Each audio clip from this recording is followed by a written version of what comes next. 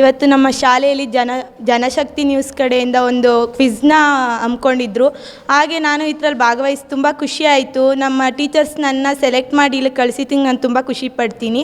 ಹಾಗೆ ನಾನು ಮೊದಲನೇ ಬಹುಮಾನ ಪಡೆದಿದ್ದಕ್ಕೆ ಹಾಗೂ ನನ್ನ ಜೊತೆಗಾರ್ತಿಯಾಗಿ ಕೂತಿರೋ ವರ್ಷಿಣಿಗೂ ತುಂಬ ಥ್ಯಾಂಕ್ಸ್ ಹೇಳ್ತೀನಿ. ಯಾಕೆಂದರೆ ಅವಳು ಪಾಪ ಆನ್ಸರ್ ಹೇಳಿದ್ದಾಳೆ. ನಂಗೆ ತುಂಬ ಖುಷಿಯಾಯಿತು.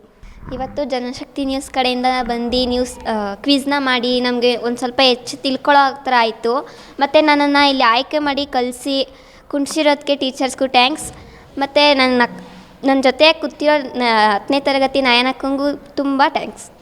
ಮೊದಲಿಗೆ ಈ ಥರವಾಗಿ ಜನಶಕ್ತಿ ನ್ಯೂಸಿಂದ ಸರ್ಕಾರಿ ಶಾಲೆ ಮಕ್ಕಳಿಗೋಸ್ಕರ ಈ ಥರ ಕ್ವಿಜ್ ಕಾರ್ಯಕ್ರಮಗಳನ್ನ, ಸಾಂಸ್ಕೃತಿಕ ಕಾರ್ಯಕ್ರಮಗಳನ್ನ ಮಾಡ್ತಿರೋದು ಒಂದು ತುಂಬ ಅದ್ಭುತವಾದಂಥ ವಿಷಯ ಆಗಿದೆ.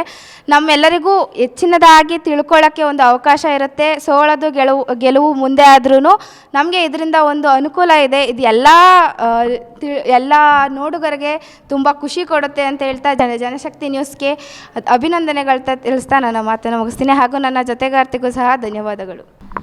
ಇವತ್ತು ನಮ್ಮ ಶಾಲೆಯಲ್ಲಿ ಜನಶಕ್ತಿ ನ್ಯೂಸ್ ಚಾನಲಿಂದ ರಸಪ್ರಶ್ನೆ ಕಾರ್ಯಕ್ರಮವನ್ನು ಹಮ್ಮಿಕೊಳ್ಳಲಾಗಿತ್ತು. ತುಂಬ ಖುಷಿಯಾಯಿತು.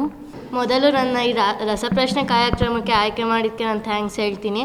ನಾವು ಇನ್ನೂ ಹಿಂದೆ ಓದಿರೋದನ್ನ ಜ್ಞಾಪಿಸಿದ್ದು ಮತ್ತು ಮುಂದೆ ನಮ್ಗೆ ಗೊತ್ತಿರೋ ಪ್ರಶ್ನೆಗಳು ಇದ್ದೋ, ಜನರಲ್ ನಾಲೆಡ್ಜು ಇದ್ದೋ ರಿವೈಂಡ್ ಮಾಡ್ದಂಗೆ ಆಯಿತು. ಎಕ್ಸಾಮ್ಗೂ ಯೂಸ್ಫುಲ್ ಆಯಿತು.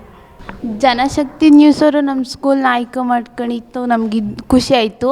ಅದು ನಮ್ಮ ಟೀಚರ್ಸು ನನ್ನನ್ನು ಆಯ್ಕೆ ಮಾಡಿ ಇಲ್ಲಿ ಕುಂಡ್ರಿಸಿದ್ಕೆ ಇನ್ನೂ ತುಂಬ ಖುಷಿ ಆಯಿತು. ನನ್ನ ಜೊತೆ ಇಂಪನಾನ ಹುಡುಗಿ ಪಾರ್ಟಿಸಿಪೇಟ್ ಮಾಡಿದ್ಲು, ಅದಕ್ಕೂ ತುಂಬ ಖುಷಿ ಆಯಿತು. ಇವತ್ತು ನಮ್ಮ ಶಾಲೆಯಲ್ಲಿ ಜನಶಕ್ತಿ ನ್ಯೂಸ್ ಕಡೆಯಿಂದ ಒಂದು ಕ್ವಿಜ್ನ ಏರ್ಪಡಿಸಲಾಗಿತ್ತು. ಅದರಲ್ಲಿ ನಾನು ಮತ್ತು ಪವಿತ್ರ ಪಾರ್ಟಿಸಿಪೇಟ್ ಮಾಡಿ ಸೆಕೆಂಡ್ ಪ್ರೈಸ್ ತಗೊಂಡಿದ್ದೀವಿ. ಖುಷಿ ಆಯಿತು. ಇವತ್ತು ನಮ್ಮ ಶಾಲೆಯಲ್ಲಿ ಜನಶಕ್ತಿ ನ್ಯೂಸ್ ಚಾನಲಿಂದ ಬಂದು ರಸಪ್ರಶ್ನೆ ಕಾರ್ಯಕ್ರಮ ಮಾಡಿದರು. ನಾವೀಗ ಸೆಕೆಂಡ್ ಪ್ರೈಸ್ ತಗೊಂಡಿದ್ದೀವಿ. ತುಂಬ ಖುಷಿ ಆಗ್ತಿದೆ ಅಷ್ಟೇ.